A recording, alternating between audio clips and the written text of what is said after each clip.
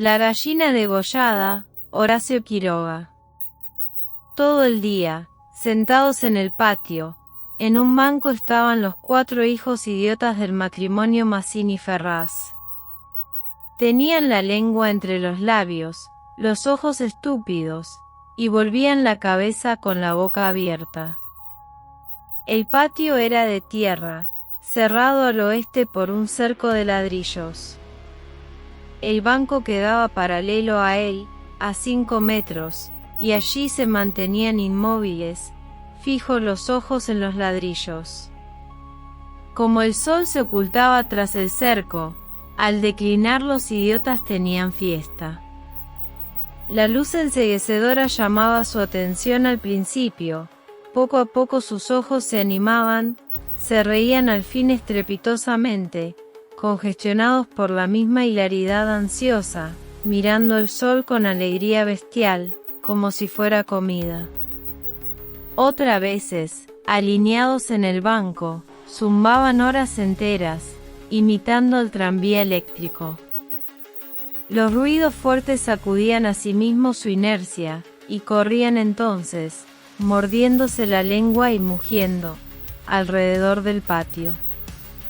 Pero casi siempre estaban apagados en un sombrío letargo de idiotismo, y pasaban todo el día sentados en su banco, con las piernas colgantes y quietas, empapando de glutinosa saliva el pantalón. El mayor tenía 12 años y el menor 8. En todo su aspecto sucio y desvalido se notaba la falta absoluta de un poco de cuidado maternal. Esos 4 idiotas, sin embargo, habían sido un día el encanto de sus padres. A los 3 meses de casados, Mazzini y Berta orientaron su estrecho amor de marido y mujer y marido, hacia un porvenir mucho más vital, un hijo. ¿Qué mayor dicha para 2 enamorados que esa honrada consagración de su cariño, libertados ya del vil egoísmo de un mutuo amor sin fin ninguno y lo que es peor para el amor mismo, sin esperanzas posibles de renovación? Así lo sintieron Mazzini y Berta, y cuando el hijo llegó, a los 14 meses de matrimonio, creyeron cumplida su felicidad. La criatura creció bella y radiante, hasta que tuvo 1 año y medio. Pero en el 20º mes sacudiéronlo una noche convulsiones terribles, y a la mañana siguiente no conocía más a sus padres. El médico lo examinó con esa atención profesional que está visiblemente buscando las causas del mal en las enfermedades de los padres. Después de algunos días los miembros paralizados recobraron el movimiento, pero la inteligencia, el alma, aun el instinto, se habían ido del todo. Había quedado profundamente idiota, baboso, colgante, muerto para siempre sobre las rodillas de su madre. «Hijo, mi hijo querido», sollozaba ésta, sobre aquella espantosa ruina de su primogénito. El padre, desolado, acompañó al médico afuera. «A usted se le puede decir, creo que es un caso perdido. Podrá mejorar, educarse en todo lo que le permita su idiotismo, pero no más allá». «Sí, sí», asentía Mazzini. «Pero dígame, ¿usted cree que es herencia, qué?» «En cuanto a la herencia paterna, ya le dije lo que creía cuando vi a su hijo. Respecto a la madre, hay allí un pulmón que no sopla bien. No veo nada más, pero hay un soplo un poco rudo. Hágala examinar detenidamente».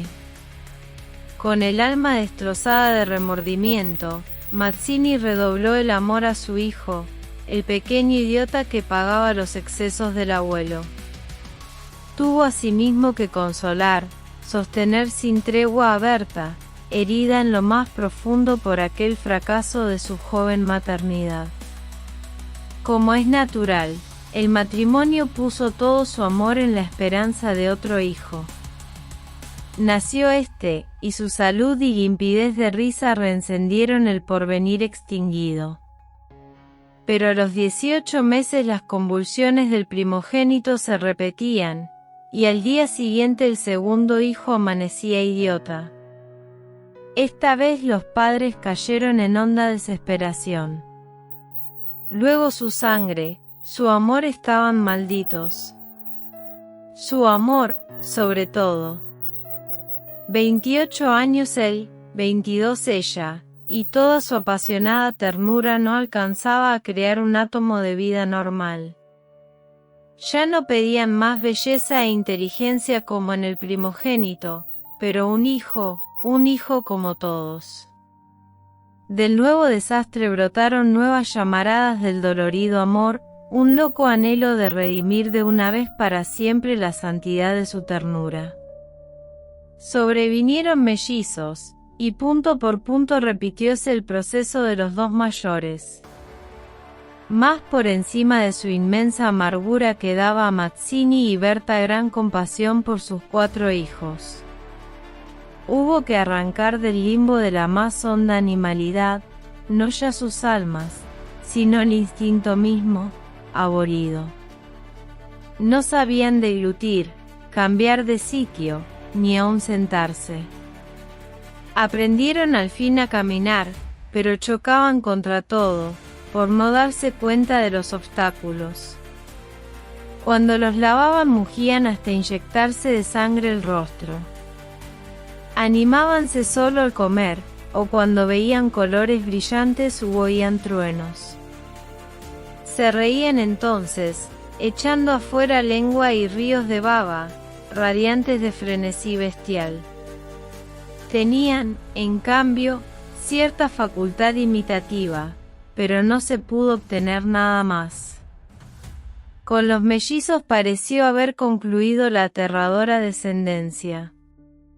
Pero pasados 3 años desearon de nuevo ardientemente otro hijo, confiando en que el largo tiempo transcurrido hubiera aplacado a la fatalidad. No satisfacían sus esperanzas. Y en ese ardiente anhelo que se exasperaba en razón de su infructuosidad, se agriaron. Hasta ese momento cada cual había tomado sobre sí la parte que le correspondía en la miseria de sus hijos, pero la desesperanza de redención ante las 4 bestias que habían nacido de ellos echó afuera esa imperiosa necesidad de culpar a los otros, que es patrimonio específico de los corazones inferiores. Iniciáronse con el cambio de pronombre, tus hijos. Y como a más del insulto había la insidia, la atmósfera se cargaba. Me parece, díjole una noche Mazzini, que acababa de entrar y se lavaba las manos, que podrías tener más limpios a los muchachos. Berta continuó leyendo como si no hubiera oído. Es la primera vez, repuso al rato, que te veo inquietarte por el estado de tus hijos. Mazzini volvió un poco la cara a ella con una sonrisa forzada. ¿De nuestros hijos, me parece? Bueno, de nuestros hijos. ¿Te gusta así? Alzó ella los ojos. Esta vez Mazzini se expresó claramente. Creo que no vas a decir que yo tenga la culpa, no. Ah, no. Se sonrió Berta, muy pálida, pero yo tampoco, supongo. No faltaba más, murmuró. ¿Que no faltaba más? Que si alguien tiene la culpa, no soy yo, entiéndelo bien. Eso es lo que te quería decir. Su marido la miró un momento, con brutal deseo de insultarla. Dejemos. Articuló, secándose por fin las manos. Como quieras, pero si quieres decir. Berta. Como quieras. Este fue el primer choque y le sucedieron otros. pero en las inevitables reconciliaciones, sus almas se unían con doble arrebato y locura por otro hijo. Nació así una niña. Vivieron 2 años con la angustia a flor de alma, esperando siempre otro desastre. Nada acaeció, sin embargo, y los padres pusieron en ella toda su complacencia, que la pequeña llevaba a los más extremos límites del mimo y la mala crianza. Si aún en los últimos tiempos Berta cuidaba siempre de sus hijos, al nacer Bertita olvidóse casi del todo de los otros. Su solo recuerdo la horrorizaba, como algo atroz que la hubieran obligado a cometer. A Mazzini, bien que en menor grado, pasábale lo mismo. No por eso la paz había llegado a sus almas. La menor indisposición de su hija echaba ahora afuera, con el terror de perderla, los rencores de su descendencia podrida. Habían acumulado y el sobrado tiempo para que el vaso no quedara distendido, y al menor contacto el veneno se vertía afuera. Desde el primer disgusto emponzoñado habíanse perdido el respeto, y si hay algo a que el hombre se siente arrastrado con cruel fruición es, cuando ya se comenzó, a humillar del todo a una persona. Antes se contenían por la mutua falta de éxito, ahora que éste había llegado, cada cual, atribuyéndolo a sí mismo, sentía mayor la infamia de los 4 engendros que el otro habíale forzado a crear. Con estos sentimientos, no hubo ya para los 4 hijos mayores afecto posible. La sirvienta los vestía, les daba de comer, los acostaba, con visible brutalidad. No los lavaban casi nunca. Pasaban todo el día sentados frente al cerco, abandonados de toda remota caricia. De este modo Bertita cumplió 4 años, y esa noche, resultado de las golosinas que era a los padres absolutamente imposible negarle, la criatura tuvo algún escalofrío y fiebre. Y el temor a verla morir o quedar idiota, tornó a reabrir la eterna llaga. Hacía 3 horas que no hablaban, y el motivo fue, como casi siempre, los fuertes pasos de Mazzini. Mi Dios. No puedes caminar más despacio. ¿Cuántas veces? Bueno, es que me olvido, se acabó. No lo hago a propósito. Ella se sonrió, desdeñosa, no te creo tanto. Ni yo jamás te hubiera creído tanto a ti, tisiquilla. ¿Qué? ¿Qué histe? Nada. Sí, te oí algo. Mira, no sé lo que dijiste, pero te juro que prefiero cualquier cosa a tener un padre como el que has tenido tú. Mazzini se puso pálido. Al fin, murmuró con los dientes apretados. Al fin, víbora, ¿has dicho lo que querías? Sí, víbora, sí. Pero yo he tenido padres sanos, ¿oyes? Sanos. Mi padre no ha muerto de delirio. Yo hubiera tenido hijos como los de todo el mundo. Esos son hijos tuyos, los 4 tuyos. Mazzini explotó a su vez. Víbora tísica. Eso es lo que te dije, lo que te quiero decir. Pregúntale al médico quién tiene la mayor culpa de la meningitis de tus hijos, mi padre o tu pulmón picado, víbora. Continuaron cada vez con mayor violencia, hasta que un gemido de Bertita selló instantáneamente sus bocas. A la 1 de la mañana la ligera indigestión había desaparecido, y como pasa fatalmente con todos los matrimonios jóvenes que se han amado intensamente una vez siquiera, la reconciliación llegó, tanto más efusiva cuanto infames fueran los agravios. Amaneció un espléndido día, y mientras Berta se levantaba escupió sangre.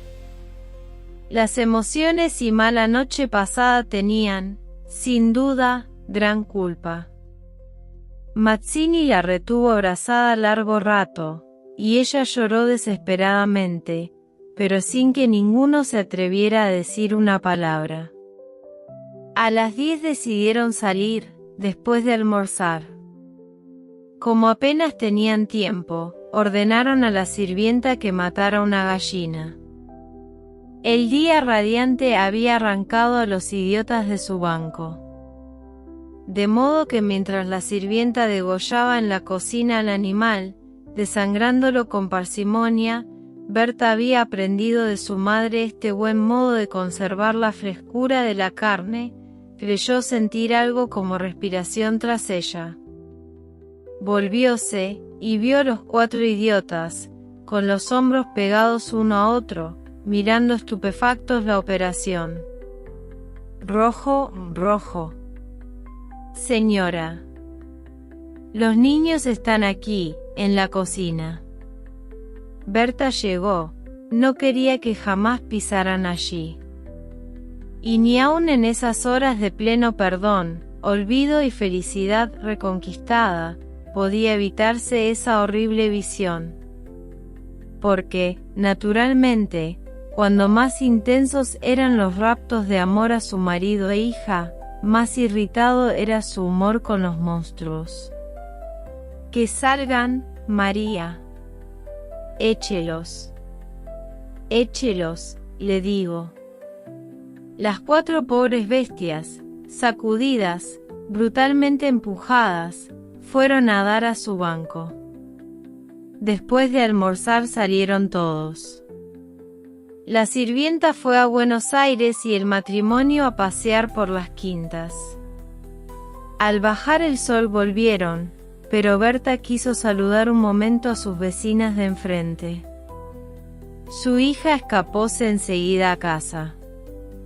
Entretanto los idiotas no se habían movido en todo el día de su banco. El sol había traspuesto ya el cerco, comenzaba a hundirse, y ellos continuaban mirando los ladrillos, más inertes que nunca. De pronto algo se interpuso entre su mirada y el cerco. Su hermana, cansada de 5 horas paternales, quería observar por su cuenta. Detenida al pie del cerco, miraba pensativa la cresta. Quería trepar, eso no ofrecía duda. Al fin decidióse por una silla desfondada, pero aún no alcanzaba. Recurrió entonces a un cajón de querosene, y su instinto topográfico hízole colocar vertical el mueble, con lo cual triunfó. Los 4 idiotas, la mirada indiferente, vieron cómo su hermana lograba pacientemente dominar el equilibrio, y como en puntas de pie apoyaba la garganta sobre la cresta del cerco, entre sus manos tirantes. Viéronla mirar a todos lados, y buscar apoyo con el pie para alzarse más. Pero la mirada de los idiotas se había animado, una misma luz insistente estaba fija en sus pupilas. No apartaban los ojos de su hermana mientras creciente sensación de gula bestial iba cambiando cada línea de sus rostros. Lentamente avanzaron hacia el cerco. La pequeña, que habiendo logrado calzar el pie iba ya a montar a horcajadas y a caerse del otro lado, seguramente sintióse cogida de la pierna. Debajo de ella, los 8 ojos clavados en los suyos le dieron miedo. «Soltame. Déjame», gritó sacudiendo la pierna. Pero fue atraída. «Mamá. Ay, mamá. Mamá, papá». Lloró imperiosamente. Trató aún de sujetarse del borde, pero sintióse arrancada y cayó. «Mamá, ay. Ma». No pudo gritar más. Uno de ellos le apretó el cuello, apartando los bucles como si fueran plumas, y los otros la arrastraron de una sola pierna hasta la cocina, donde esa mañana se había desangrado a la gallina, bien sujeta, arrancándole la vida segundo por segundo. Mazzini, en la casa de enfrente, creyó oír la voz de su hija. «Me parece que te llama», le dijo a Berta. Prestaron oído, inquietos, pero no oyeron más. Con todo, un momento después se despidieron, y mientras Berta iba a dejar su sombrero, Mazzini avanzó en el patio. «Bertita». Nadie respondió. «Bertita». Alzó más la voz, ya alterada. Y el silencio fue tan fúnebre para su corazón siempre aterrado, que la espalda se le heló de horrible presentimiento. «Mi hija, mi hija». Corrió ya desesperado hacia el fondo. Pero al pasar frente a la cocina vio en el piso un mar de sangre. Empujó violentamente la puerta entornada, y lanzó un grito de horror. Berta, que ya se había lanzado corriendo a su vez al oír el angustioso llamado del padre, oyó el grito y respondió con otro. Pero al precipitarse en la cocina, Mazzini, lívido como la muerte, se interpuso, conteniéndola. «No entres. No entres». Berta alcanzó a ver el piso inundado de sangre. Solo pudo echar sus brazos sobre la cabeza y hundirse a lo largo del con un ronco suspiro. La gallina